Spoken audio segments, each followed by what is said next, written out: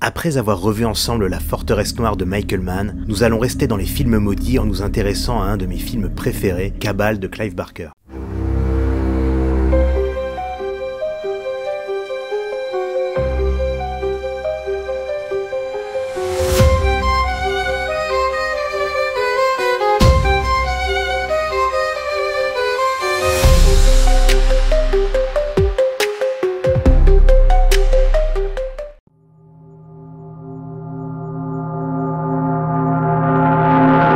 Originaire de Liverpool, Clive Barker est un auteur de romans d'horreur fantastique à succès. C'est à lui que nous devons entre autres la saga Abara et les livres de sang. Passionné de cinéma, c'est tout naturellement qu'il désire tenter l'expérience non sans mal, puisqu'en 1985 il écrivit un scénario pour Georges Pavlou qui fut en grande partie amputé et réécrit sans en prévenir le principal intéressé, ce qui donna Transmutation. Même déconvenu 2 ans plus tard avec l'adaptation de son roman Rawhead Rex, réalisé par Pavlou, qui ne rendit pas hommage à l'œuvre d'origine. Ses débuts en tant que scénariste, on le comprend, sont parsemés d'embûches. La même année, il se lancera lui-même dans la réalisation en adaptant un de ses romans, Hellraiser, qui fut un succès auprès d'un public averti. Il posera les bases de ce que sera son cinéma avec son film suivant et Le Maître des Illusions, son dernier film en tant que réalisateur. C'est en 1990 que sort Cabal, encore une adaptation d'un de ses romans qui gagna son statut de classique de thriller fantastique aux yeux de bon nombre amateurs du genre, mais qui fut un chemin de croix lui aussi.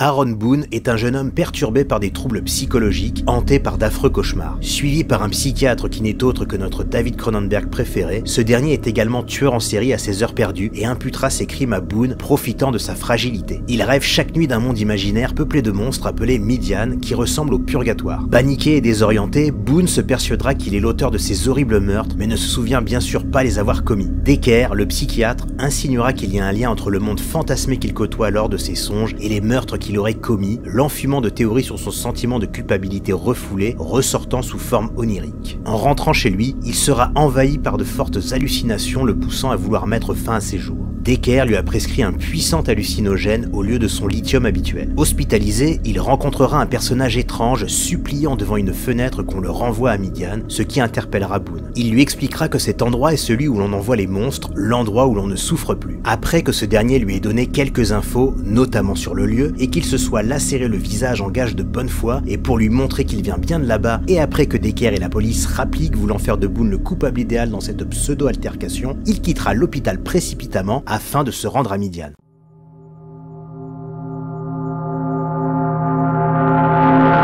Aaron arrive sur les lieux, un cimetière où il tombera sur 2 créatures, l'enjoignant à déguerpir. Il n'y a que les âmes en peine ayant commis des actes odieux qui sont autorisés à rester. Peloquin pense que Boone est un innocent, mais ne le laissera pas partir pour autant, profitant d'avoir à sa disposition de la viande fraîche. Boone, après avoir été mordu, parviendra à s'échapper et sera abattu par la police, accompagné de Decker toujours, cherchant à donner le change. Il sera autopsié et Laurie, sa petite amie, sera interrogée par l'inspecteur de police et le psy. Ce dernier lui dévoilera l'endroit où Boone a été abattu. Boone est déclaré mort, mais son étrange morsure le fera revenir à la vie. Il retournera à Midian, ses habitants convaincus qu'il est finalement des leurs. Il devra prêter serment d'oublier sa vie d'innocent et prêter allégeance devant le dieu Baphomet. Son existence passée ne sera plus qu'un rêve.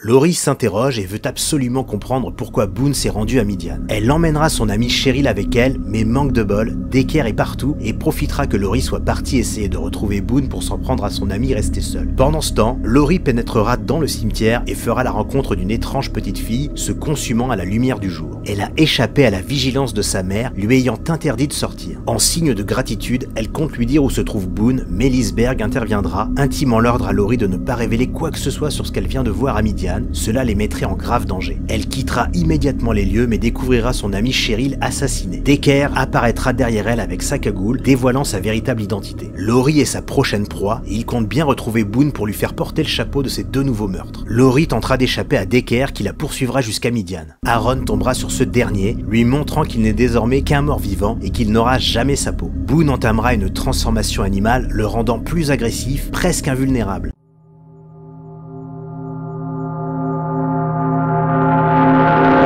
Boone, en laissant s'échapper Decker et en sauvant par là même Laurie, commettra une faute grave, celle de révéler au psy le lieu exact de Midian, ce qui aura pour conséquence de mettre le lieu à découvert, ce qui conduira inévitablement à sa destruction par la police. Laurie se réveillera à Midian et rencontrera de nouveau Rachel et sa petite Babette, lui expliquant que désormais, Boone fait partie des êtres de la nuit, ce qu'il reste de leur espèce que les humains ont exterminé. Ce sont des créatures capables de facultés dépassant l'entendement que seuls les songes permettent d'expérimenter en tant qu'humains, comme par exemple la faculté de voler. Ce sont des êtres qui, contrairement aux apparences, ne sont pas tous immortels et peuvent mourir par le soleil comme sa petite fille. L'immortalité de Boone le rendant exceptionnel. Laurie veut absolument le retrouver dans les méandres de Midian. Pendant ce temps, Decker révèle ses véritables intentions à une de ses victimes connaissant bien ce cimetière. Il veut exterminer les êtres de la nuit et pour cela il mettra la police dans sa poche. Une expédition punitive sera organisée.